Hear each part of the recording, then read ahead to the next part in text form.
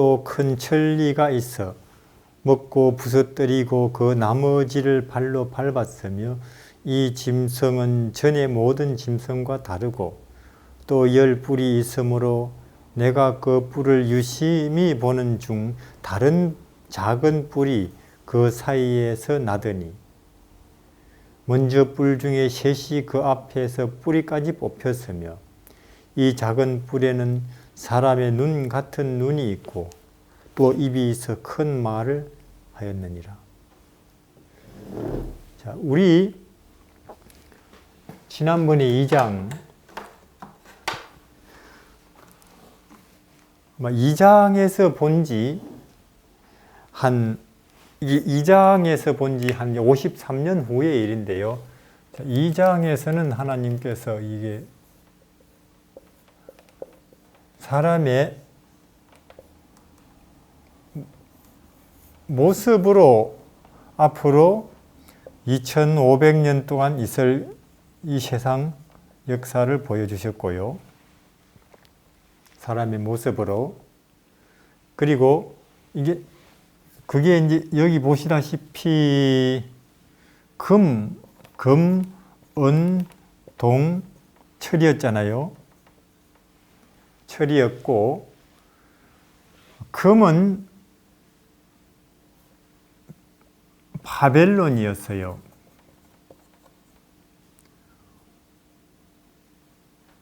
기원전 605년부터 기원전 538년까지.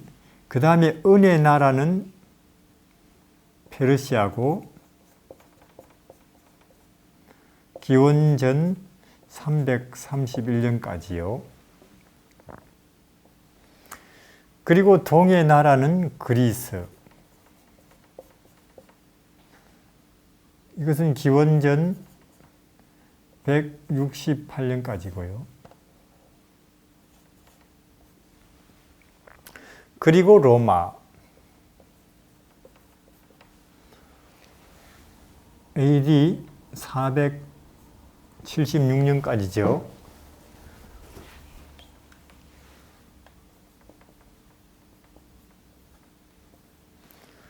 이제 그리고 그때부터 이제 유럽 열나라 시대 철과 진흙인데 여기에 돌이 날아와서 이제 발을 치니까 금, 동, 철 그리고 발가락 시대가 다 먼지로 사라지고 이제 온 우주는 돌의 나라로 영원히 가득 차더라 하는 이야기인데 이제 이것을 이제 다니엘서 7장에서는 한 번 더 보여주는 거예요. 한 번 더. 아시다시피 성경 해석의 원칙은 성경에 하나님께서 가장 중요한 내용들은 보통 특히 예언일 경우에 3번을 다른 각도에서 보여줘요. 3차례. 오른쪽에서 혹은 왼쪽에서 혹은 위에서 이런 식으로 우리가 마치 설계도 정면도 혹은 측면도 평면도 있듯이 중요한 진리는 그만큼 의미가 크기 때문에 그게 성경 해석의 원칙이죠. 해석의. 여기서는 이제는 2장에서는 이게 사람의 몸의 모습을 가지고 앞으로 2500년 동안 이제 흘러갈 역사를 보여주셨는데 이제 다니엘서 7장에서는 짐승의 모습으로 이게 53년 후가 2장으로부터 보면 53년이 지난 후지요.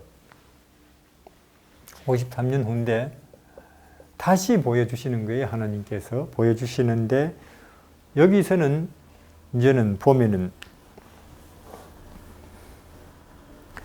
여기 다니엘이 꿈에 이제 이렇게 보는데 바다에서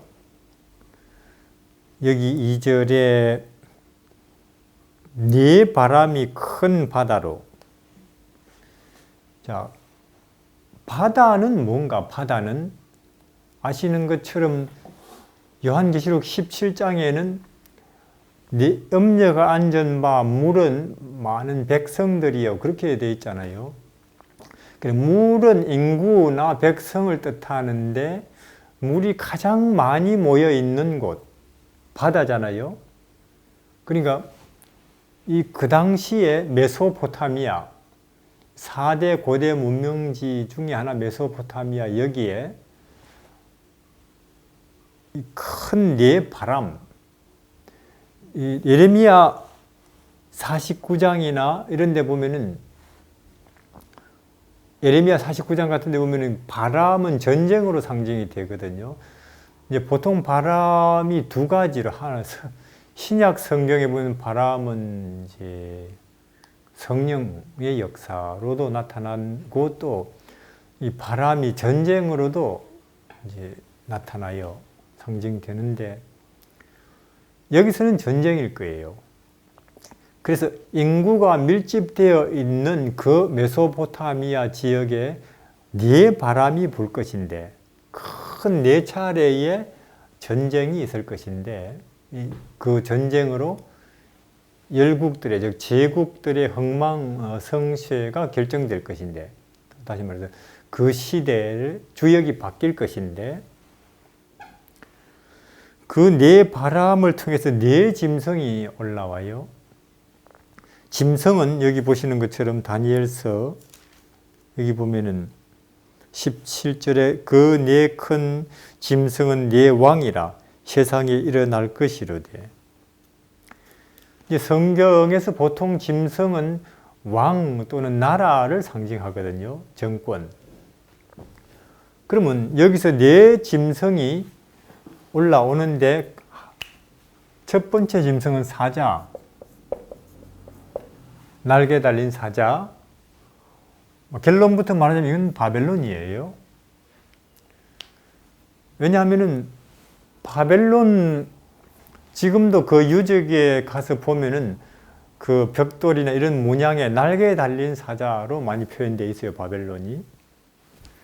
그리고 여기 보면은 사자와 같은데 독수리 날개에 있더니 땅에서 들려 사람처럼 두 발로 서게 함을 입었으며 사람의 마음을 받았으며. 처음에는 강력했는데 사람의 마음을 받았다. 약화됐다는 뜻일 수도 있겠고 어떤 면에서는 느부갓네살의 회개와도 관계 있을지도 모르겠어요. 그 다음에 짐승이 곰이에요. 곰인데 여기 보면은 그 다음에 일어날 곰은 역시 페르시아죠. 그럼 왜 페르시아는 곰의 특징을 곰이 페르시아를 상징할 수 있겠는가? 세계의 고대사를 읽어보면 여기 많은 고기를 먹으라고 했는데 페르시아는 정말 전쟁을 많이 일으켰어요. 보면은 고대사에. 정복 전쟁을 많이 펼쳐 나갔죠. 끊임없이 보면 다리우스 왕과 다리우스 1세, 2세, 3세. 그리고 여기 곰이 새 갈빗대를 물었다고 했는데 그때 이제 페르시아가 결국은 점령한 나라가 아마 정복한 나라가 리디아, 바벨론 그리고 애굽도 포함될 거예요 아마. 그런 건 아마 고대사를 한번 보시면 다 더 자세하게 알 수 있을 거예요. 그리고 또 곰의 특징 중에 하나는 말씀드리는 그대로 한번 고집 쓰면 그대로 밀고 나간다는 페르시아 법이 그랬잖아요. 한번 정하면은 절대로 바꿀 수 없는, 그게 이제 다니엘서 6장에도 나오고 특별히 에스더서에 자세히 나와요. 이 페르시아 법의 특징이 변경할 수 없는 그 특징이 있었죠. 그 다음에 세 번째 짐승은 표범인데 날개가 달린 표범. 표범의 특징은 빠르다는 것. 치타가 표범의 일종인데 가장 빨리 달릴 수 있는 짐승이잖아요. 근데 안 그래도 빠른데 날개까지 있으니 아마 알렉산더의 세계 정복 속도가 표범으로 나타날 만하죠. 10년 만에 그 당시 문명 세계를, 알려진 세계를 아프리카로, 유럽으로, 아시아로 10년 만에 다 점령해 버렸으니까, 알렉산더. 그런데 이 알렉산더가 한참 정복할 때 여기 보니까 머리가 넷인데요. 표범이 머리가 넷인데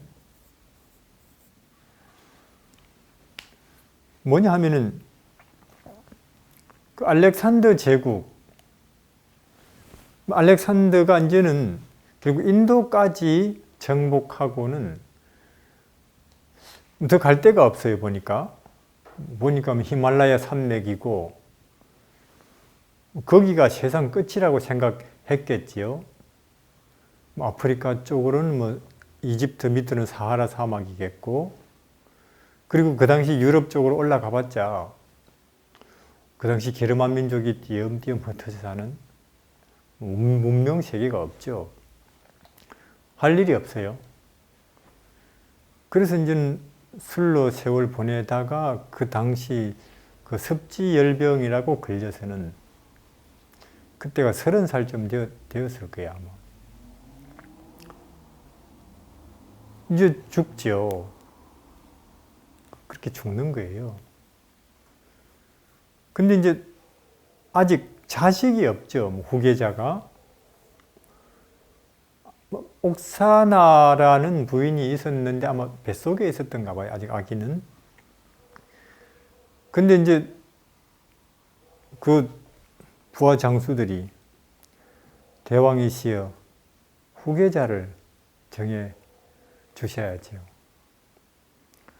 알렉산더 참 다운 말을 하지요. 너희 중에 힘 센 자가 가져라. 이제 그렇게 되니까 이제 장례식을 치르자마자 네 장수들은 부지런히 자기 지역으로 가서는 군사를 일으켜서 네 나라로 갈라진 알렉산더 제국이 분할되잖아요. 이 남쪽에는 프톨레미 애굽이죠. 프톨레미 왕조 장군이잖아요. 다 알렉산더의 수하 장군. 그 다음에 이쪽 시리아 쪽에는 셀류쿠스, 셀류쿠스가 시리아 왕조를 열고, 그 다음에 본국은 아마 카산드, 리시마쿠스 이런 장군들이 분할했을 텐데 그 자세한 것은 고대사에 보시면 알 것이고, 하여튼 이렇게 리시마쿠스, 프톨레미 장군의 애굽, 시리아, 셀류쿠스 장군, 그 다음에 카산드, 리시마쿠스 이렇게 분할이 되었다가 결국은 시리아의 북쪽은 다 통합이 돼요. 시리아는 북쪽에 시리아 쪽으로 셀류쿠스 왕조에. 이제 결국은 현재 이 모습이 지금 크게 결국은 그리스 제국이 남북으로 현재 갈라져 있는 모습인데, 이 중간에 뭐가 있었느냐면 이 중간에 이스라엘이 있었죠. 팔레스틴. 그래서 결국 이 그리스 때의 남방왕, 북방왕 이 모습이 구성되면서 남쪽, 북쪽이 아주 치열하게 왔다 갔다 하면서 싸워요. 서로 먼저 아마 발단은 이렇게 됐을 거예요. 아마 이것은 이 자세한 것은 다니엘서 10장, 11장에 나와요. 남방왕, 북방왕이 10장, 11장에 나오는데, 이 애굽 왕의 여동생을 여기 시리아에 시집 보냈는가 봐요. 애고방의 여동생을 시집 보냈는데 이제 서로 말하자면은 이제 우리 싸우지 말자 그 뜻이겠죠. 동생이 시집 갔는데 아마 버림을 받았는가 봐요, 거기서.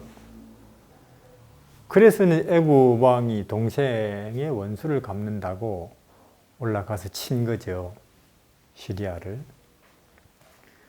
시리아는 또 이제 거기서 한참 이제 짓밟혀 놓으니까 준비했겠죠. 또 벼르고 준비해서는 이제 또 치러 내려오는 거예요. 애굽을 치러 복수전을 이제 펼치죠.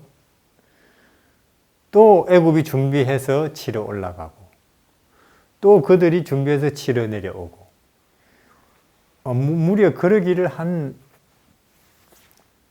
9차례쯤 할 거예요. 그렇게. 그러면 그 중에서 그들이 올라가거나 내려오거나 할 때 꼭 어디를 짓밟고 지나가느냐 하면은 여기 팔레스틴, 즉 이스라엘을 꼭 짓밟고 지나가는 거예요. 그게. 그러니까 그것이 고래 싸움에 새우 등 터지나는 말이 아마 이런 거 이것 때문에 생겨났는지도 몰라요. 살 수가 없어요, 여기서. 맨날 짓밟히니까. 자, 그래서 이 당시에 참 웬만한 사람들은 여기 못 살겠다 하고는 많은 유대인들이 그리스 제국 여러 지역으로 이사를 가버렸어요. 이사를. 물론 나중에는 로마도 와서 결국은 짓밟는데 그때 뭐 성소를 짓밟고 성소에다가 한 시리아 장군은 왕은 안티오코스 에피파네스 사실 이런 사람이는 돼지를 잡아다가 올리기도 했다네요. 제단에다가 모독한다고. 그래서 뭐 이민을 다 가버렸다니까요. 상당히 많은 사람들이 여기에 우리도 살 수 없다. 이민을 갔는데 그리고 짓밟히고 시달렸는데 그 다음에 또 일어난 로마가 그들을 짓밟고 400년을. 이 시기는 말라기서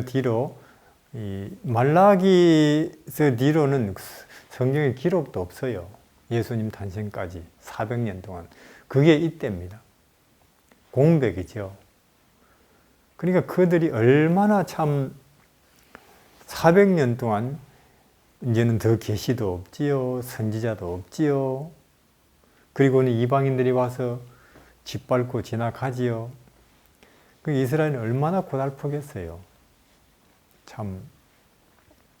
그러니까 많은 사람이 고향을 떠나고 여기 남은 사람들은 속된 말로 이 깡다구 남은 사람들 고집 엄청나게 세고 이를 악물고는 이제 메시아를 기다리는 거죠. 뭐냐?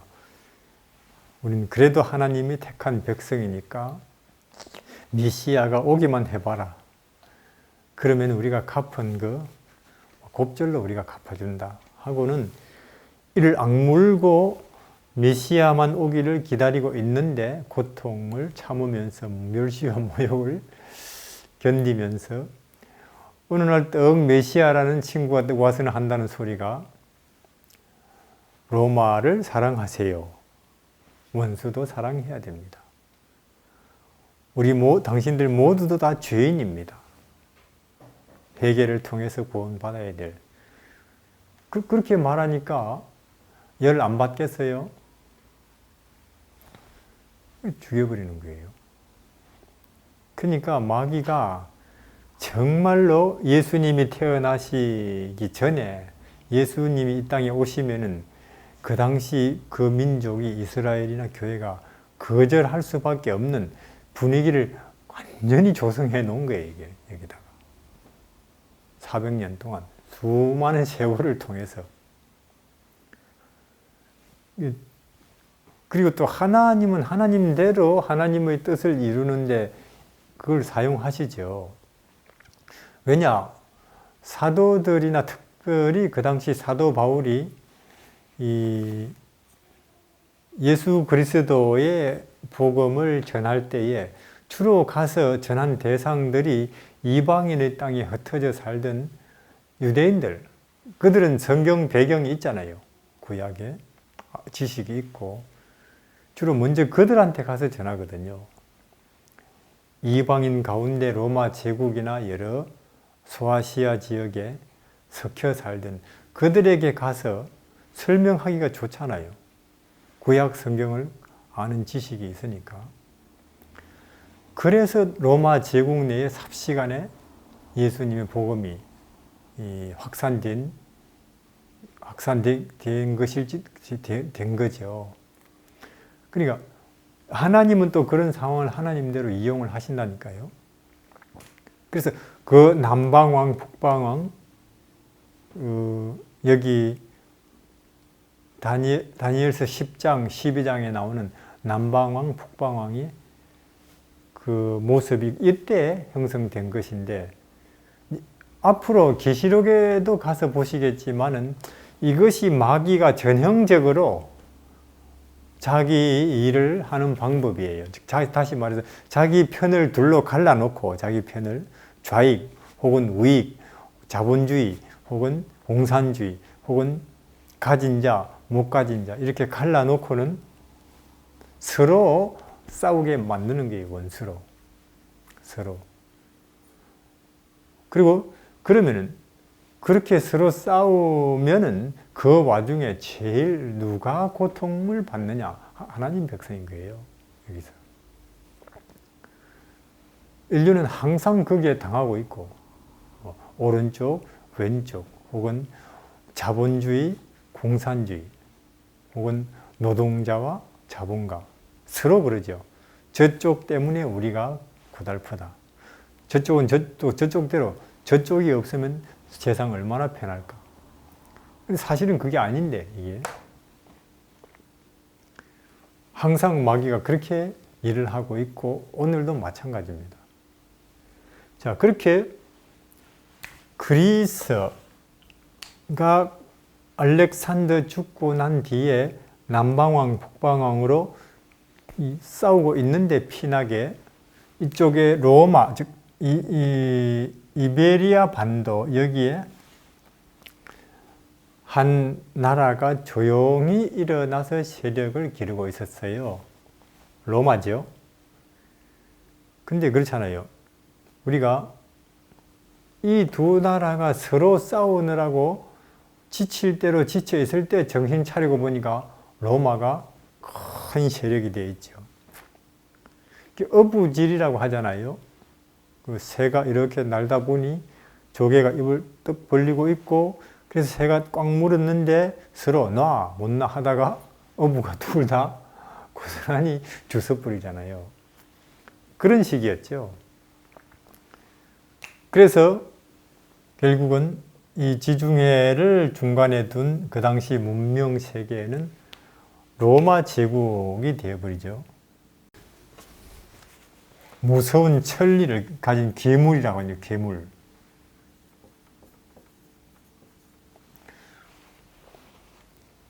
붓고 부서뜨리고 짓밟고. 그런데 여기에는 10발가락인데 여기서는 똑같이 10뿔이 나오고요. 여기에 10뿔이 있는데, 자, 이것은 이 로마로부터 갈라져 나올 유럽 10나라처럼 여기에는 그것이 10뿔로 표현됐잖아요.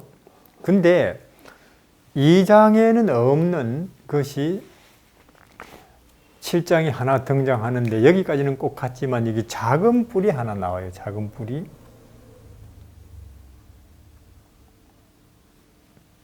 이해하시겠죠? 이 작은 뿔이 여기서 하나 등장한다는 것입니다. 근데 이제 결국 7장의 초점은 이 작은 뿔이 뭐냐는 거예요. 2장에는 없던 작은 뿔이.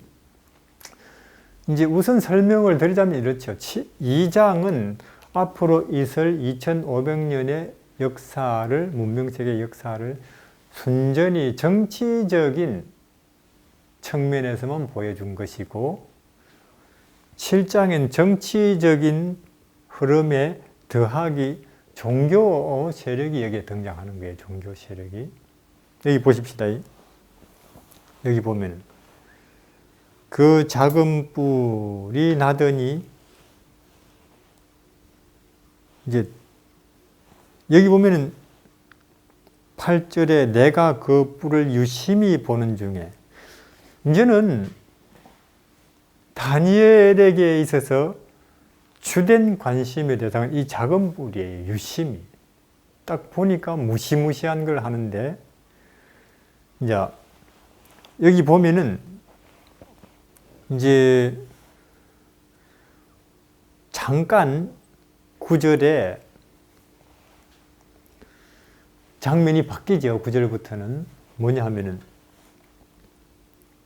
내가 보았는데 왕좌가 놓이고 옛적부터 항상 계시니가 좌정하셨는데 머리털은 깨끗한 양의 털 같고 보좌하는 불꽃이요 그 바퀴는 붙는 불이며 불이 강처럼 흘러 그 앞에서 나오며 그에게 수종하는 자 천천히요 그 앞에 시위한 자 만만이며 심판을 베푸는데 책들이 펴 놓였더라. 그때에 내가 큰 말하는 작은 뿔의 목소리를 인하여 주목하여 보는 사이에, 작은 뿔이 나오죠. 여기도 짐승이 죽임을 당하고 그 시체가 상한 바 되어 붙는 불에 던진 바 되었으며 그 남은 모든 짐승은 그 권세를 빼앗겼더니 그 생명은 보존되어 장차 정한 시기가 이르기를 기다리게 되었더라.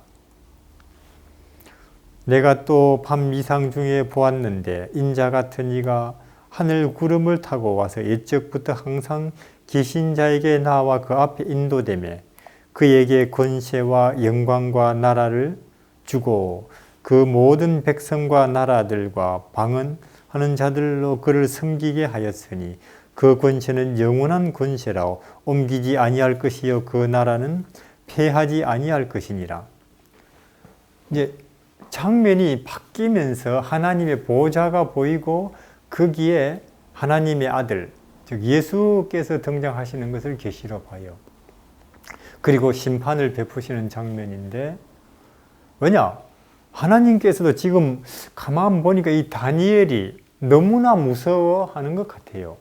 여기 무시무시한 짐승들이 차례로 올라와서 하는 이 파괴적 행동들, 가공할 만한 그 공격들이 너무나 무시무시하게 보여서 말하자면 다니엘이 지금 질려버렸는데 이 사자, 곰, 표범, 괴물만 해도 그 활동이 정말로 무서웠는데 그 다음에 이르는 이 작은 뿔은 더 무서운 거예요. 그게 이 다니엘이 유심히 지켜보는 가운데 아마 하나님께서는 너무 무서운 것만 다니엘에게 보여줬다가는 다니엘이 못 견딜 것 같다 해서 잠깐 하나님의 보좌 그리고 하나님의 아들, 우리의 구원자지요. 그리고 그분이 베푸실 심판, 그리고 이들의 세력이 영원히 끝나고 여기 보면은 하나님의 아들이 얻게 될 그 나라와 그 백성들이 속하게 될 영원한 천국을 보여주시면서 이건 영원히 패하지도 망하지도 않을 나라라는 이 돌나라의 특징을 한 번 더 설명해 주신 거죠. 아마 그래서 장면을 잠깐 바꾸셨을 거예요. 그래도 여기 보세요. 15절에 나 다니엘이 중심에 근심하며 내 속에 이상이 나로 번민케 한지라. 심히 다니엘이 참 두렵죠. 아니 이런 무시무시한 일들을 왜 보여주실까 하나님께서. 이게 도대체 뭘까 하는데 여기서 이제는 쭉 설명을 해요. 이것은 앞으로 이 땅에 일어나고 또 망할 길을 반복할 게 나라들이라 하면서, 근데 여기서 지금 23절에 보면은 이제는 다른 것, 이 다니엘의 현재 관심은 이 작은 뿔이에요. 모신자가 이처럼 이르되 넷째 짐승은 곧 땅의 넷째 나라인데, 여기에 괴물, 이는 모든 나라보다 달라서 천하를 삼키고 밟아 부서뜨릴 것이며 그 열 뿔은 그 나라에서 일어날 왕이 열왕이요 그 후에 또 하나가 일어나리니 그는 먼저 있던 자들과 다르고 또 새 왕을 복종시킬 것이며 그가 장차 말로 지극히 높으신 자를 대적하며 또 지극히 높으신 자의 성도를 괴롭게 할 것이며 그가 또 때와 법을 변경코자 할 것이며 성도는 그 손에 붙인 바 되어 한때 두때 반때를 지나리라. 그러나 심판이 시작된 즉 그는 권세를 뺏기고 끝까지 멸망할 것이요. 이제 이 다니엘의 관심사는 이 작은 뿔입니다.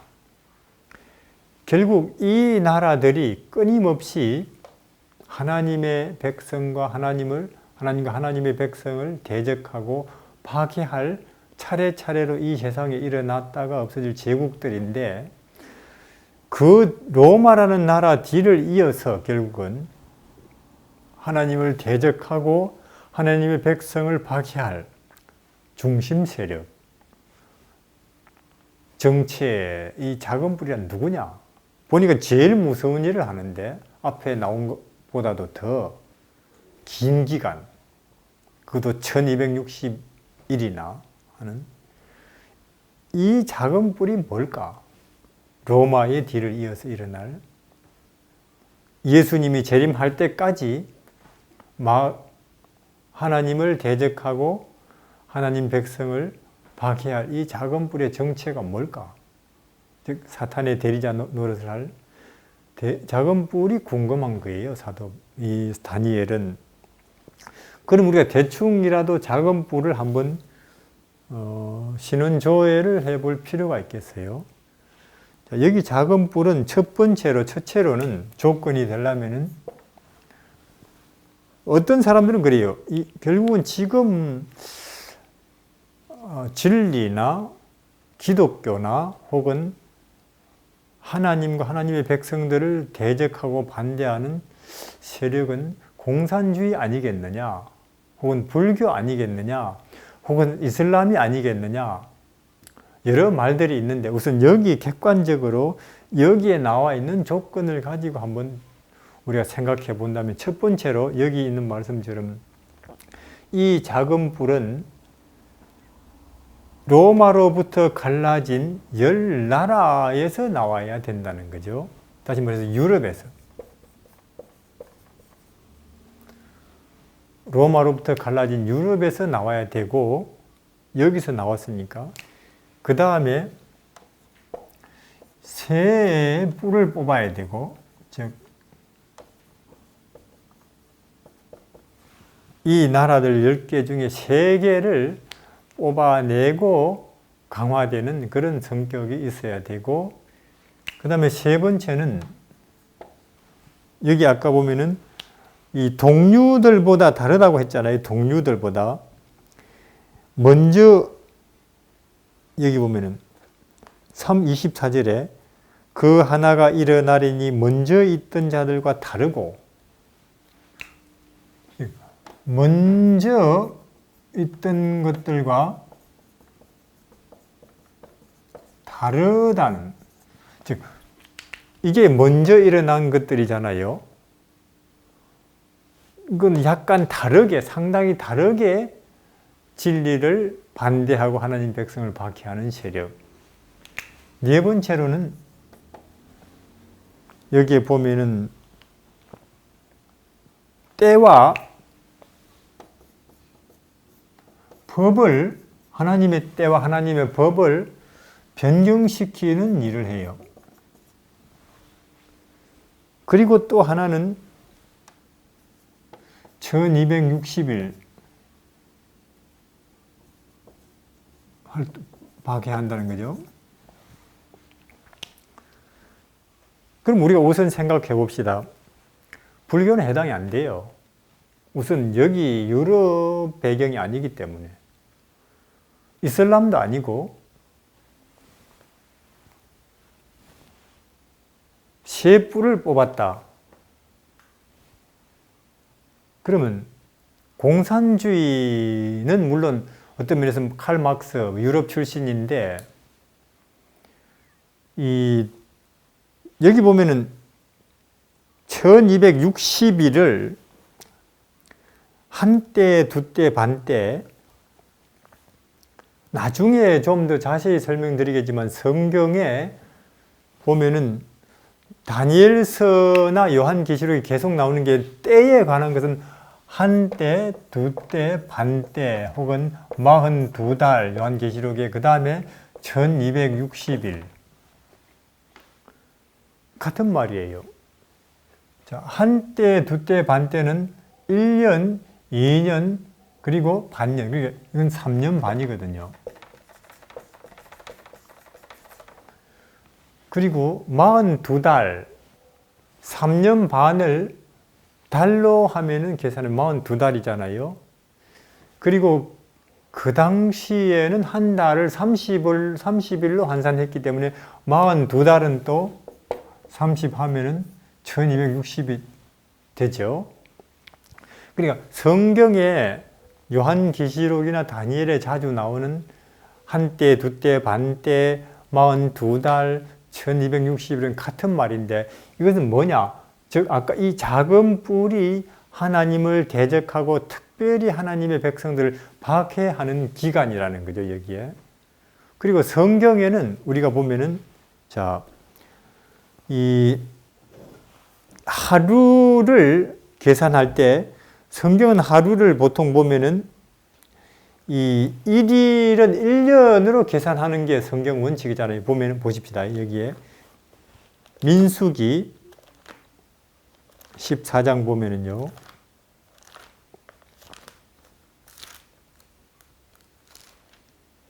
민수기 14장 34절에 너희가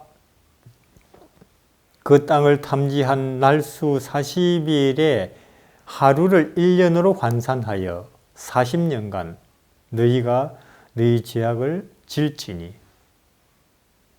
그 다음에 에스겔 4장도 볼까요? 에스겔서 4장에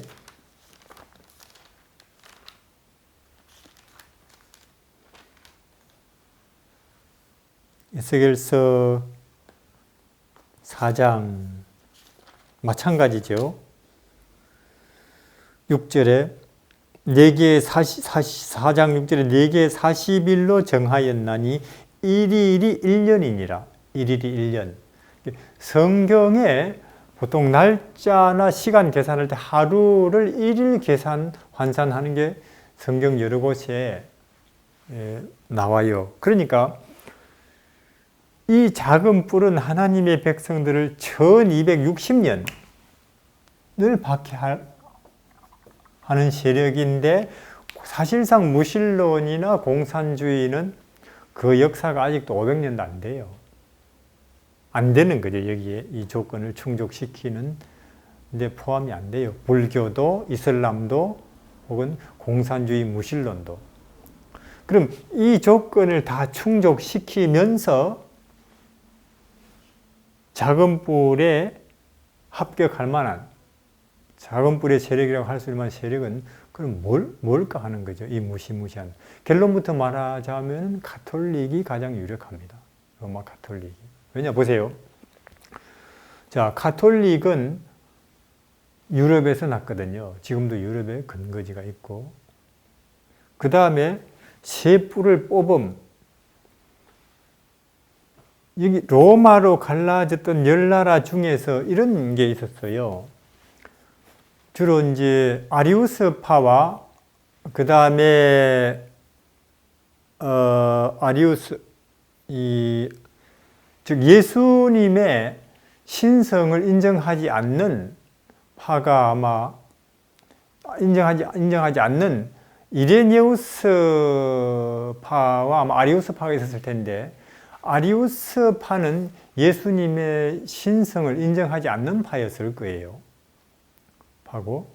근데 여기 보면은 동고트 헤루라의 반달이 예수님의 신성을 인정하지 않고 예수님도 하나의 인간이었다고 하는 그런 쪽으로 주장을 주로 펼쳤는가 봐요. 아타나시우스? 예, 아타나시우스 파가 그래요. 아타나시우스 파가. 아타나시우스 파가 예수님의 신성을 강조했지만은 아리우스파는 그것을 인정하지 않았죠. 예수님은 하나의 피조물이다. 그분이 좀 하나님이 보내신 종이심은 맞는데 피조물로 보는 거죠. 이제 그렇게 보는 세 파가 동고트, 반달, 헤루라이.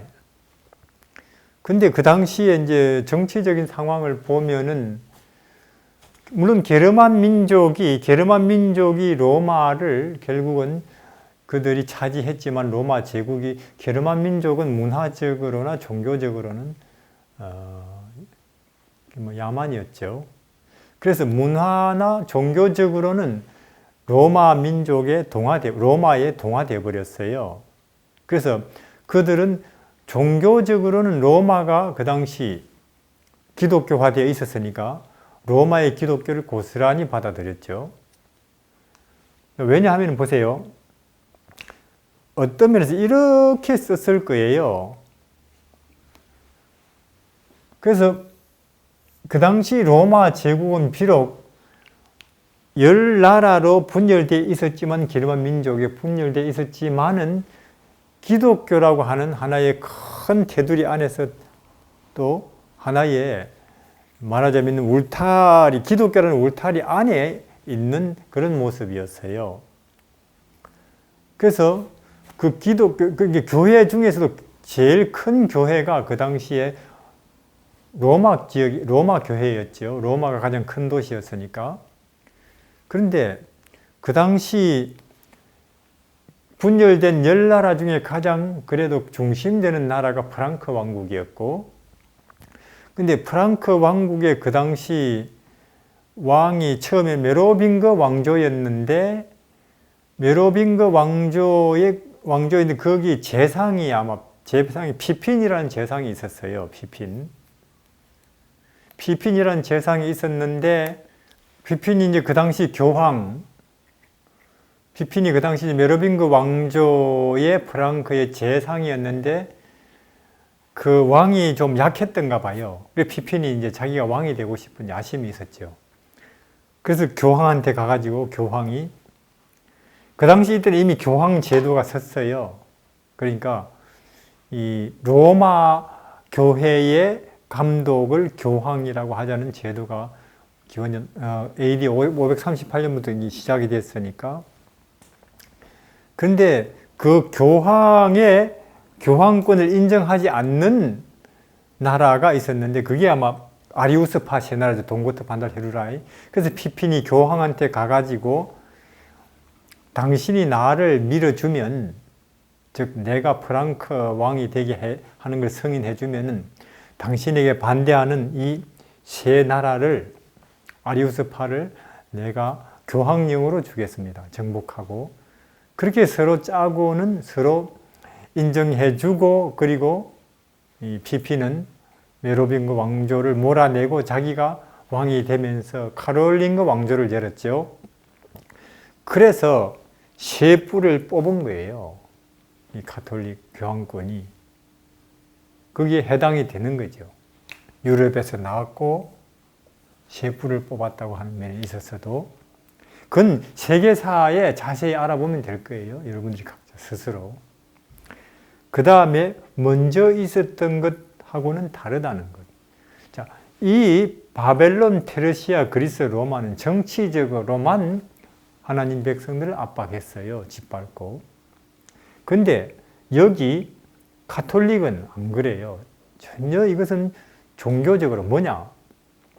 그래요. 여기서 마귀가 이런 무시무시한 하나의 제국의 형태로 하나님 백성들을 밟아보니까, 그러니까 기독교는 그렇잖아요. 박해하면 박해할수록 더 왕성해지잖아요. 특히 로마 시대에는. 마귀는 그렇게 생각했죠. 예수님이 물론 이 지상 싸움에서도 이기고, 그리고 인간의 죄를 속해서 인간의 구원의 길을 열었지만은 십자가로 이 사실을 아는 사람을 완전히 씨를 말려버리면 된다. 이해하시겠죠? 그래서 로마 정부를 이용해서 칼리굴라, 네로, 도미시안 거의 313년까지 무시무시하게 박해를 해요, 기독교를. 근데 문제는 뭐냐? 한 명 죽이면 10명, 10명을 죽이면 100명, 100명을 죽이면 1000명. 죽이면 죽일수록 더 늘어나는 거예요. 죽이면 죽일수록. 나중엔 로마의 관리들이나 황제의 측근들까지도 기독교인이 되어 있거든요. 그래서 마귀가 이거 좋은 방법이 아니구나 하고 자기의 전략을 바꾸지요. 그래서 박해를 하는데 이제는 이런 하나의 무시무시한 정치적인 이런 방법으로가 아니고 폭력, 교회라고 자기도 교회로 탈바꿈을 하고 간판을 교회로 걸고, 이해하시겠죠? 이 진리를 이게 교회는 교회인데, 다시 말해서 교회는 교회인데 이제 말하자면은 비슷한데 아닌 걸 가지고 하는 거예요. 그게 더 무서운 거죠.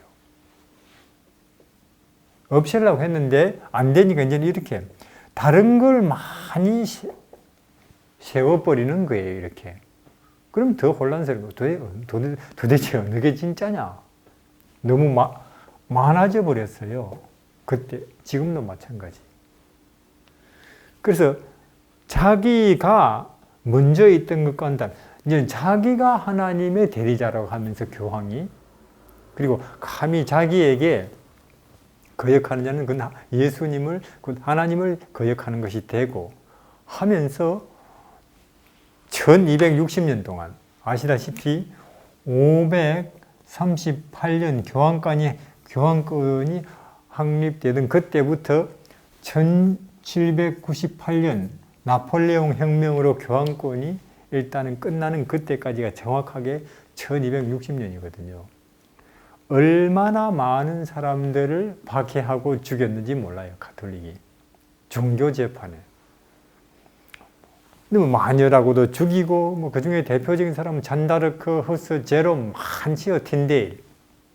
성경 연구한다고, 성경 번역한다고, 성경대로 한다고. 그리고 면죄부 안 산다고. 이 1260년 동안에 그 가톨릭 교황권이 저지른 그 살육 혹은 범죄, 그거는 세상 역사 속에서 가장 끔찍하고 많은 피를 흘렸을걸요. 근데 그런 교황권이 지금도 여전히 인류의 양심과 윤리를 대표하는 게 이상하잖아요. 히틀러는 그렇게 정죄하면서 사람들이, 역사가.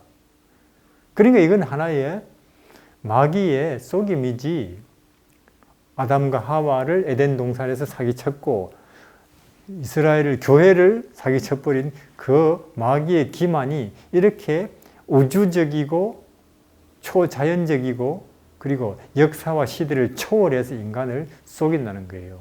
여기에 우리 인간은 속수무책이고, 성경을 덮어놓으면, 예수를 모르면 알 길이 없죠. 이 거대한 기만에.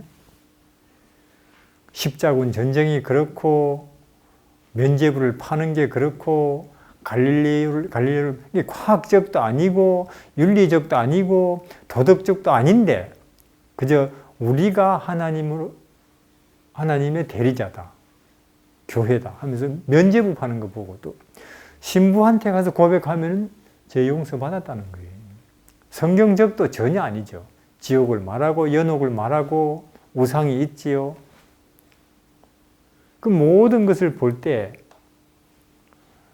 알만한데, 그러나 온 세상이 그를 따르거든요. 요한계시록에 가보면은 분명히 마귀의 기만입니다.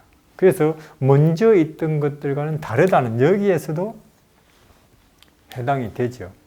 그냥 정치적으로만 박해한 세력이 아니고 이제는 내가 교회지 하면서 하나님의 이름을 앞세워서 예수 이름을 내세워서 진리를 박해하니까.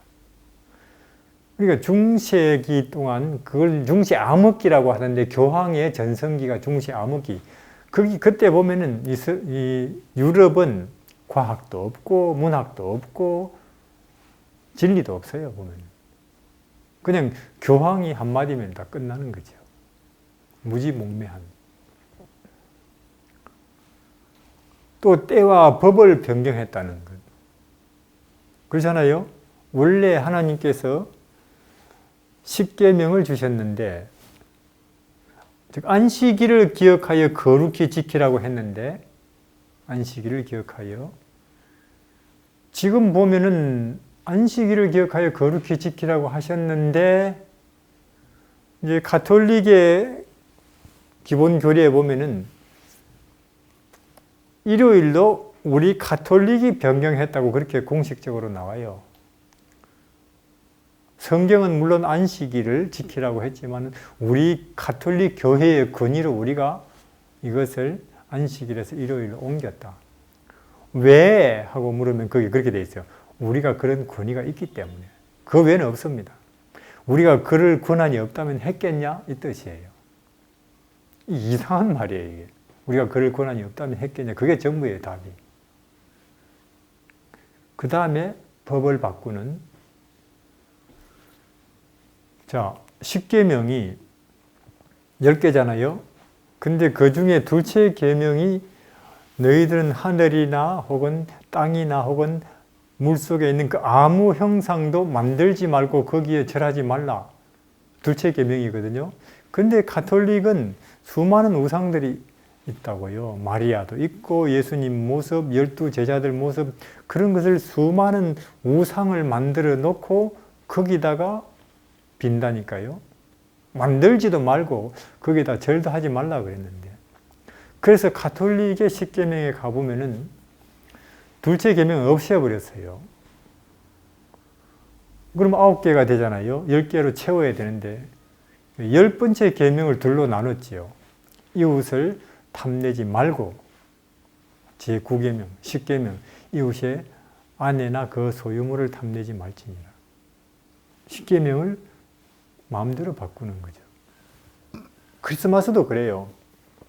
사실 크리스마스는 우리가 예수님의 단생일이라고 하는데, 다니엘서 9장에 가보면 알겠지만 계산해보면 예수님은 가을에 태어나시는 걸로 되어 있어요. 가을쯤에. 12월 25일이 아닙니다. 그러면 왜냐면 그때 이제 목자들이 밖에서 잠을 잤더니 그 가을, 거기에서 봐도 가을인데 계산을 해도 그렇고. 그럼 왜 크리스마스냐 지금? 그것은 조로아스터교 페르시아 태양신을 숭배하던 그들이 이제는 동지가 되면은 해가 제일 짧아졌다가 동지부터 해가 점점 길어지는 날이거든요. 그러니까 크리스마스 12월 25일쯤은 태양신의 부활일이래요. 그게 그들의 축제일이라니까요. 동지부터 이제는 12월 25일쯤이면 동지가 되기 때문에 그때부터 낮이 길어지기 때문에 다시 태양이 부활한다, 힘을 얻는다는, 그게 기독교 자리로 딱 들어와서는 예수님의 단생일로 지금 경축이 되고 있는데, 그런 걸 다 들여오는 거죠, 가톨릭은. 그래서 우상을 들여오고 혹은 또 영혼 불멸설, 이런 것을 여기에도 해당이 되죠. 그 다음에 1260년. 이 모든 것을 충족시키는 조건, 가톨릭이 가장 유력하죠. 근데 이걸 누가 알겠어요? 어느 시대나. 지금 이 시대도 그렇고, 지금 이 시대의 정치나 혹은 문화나 혹은 이 시대의 종교계가 혹은 이 시대의 상식이, 이 시대의 철학이 누가 이걸 알겠습니까? 다들 그러잖아요. 가톨릭 하면은 뭐 종교, 우리 인류의 종교의 큰 집이고, 그리고 교황은 인류의 양심과 윤리를 대변한다고 하고 있지. 누가 이런, 그리고 이들의 뒤를 이어서 끝까지 하나님을 대적하고 진리를 짓밟고 하나님 백성을 박해하게 될 세력인 줄 누가 알겠느냐는 거예요, 이게. 그러나 성경은 예언을 통해서 이걸 밝혀 놓는다는 것이죠. 여기에서, 그러니까 여기에 다니엘서 보면 7장에, 8장에 다니엘이 질려버렸어요. 얼굴이 하얗게.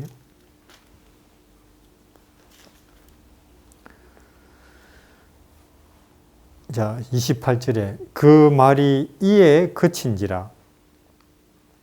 나 다니엘이 중심이 번민하였으며 내 낯빛이 변하였으니 내가 이 일을 마음에 감추었느니라. 다니엘이 심히 번민하죠.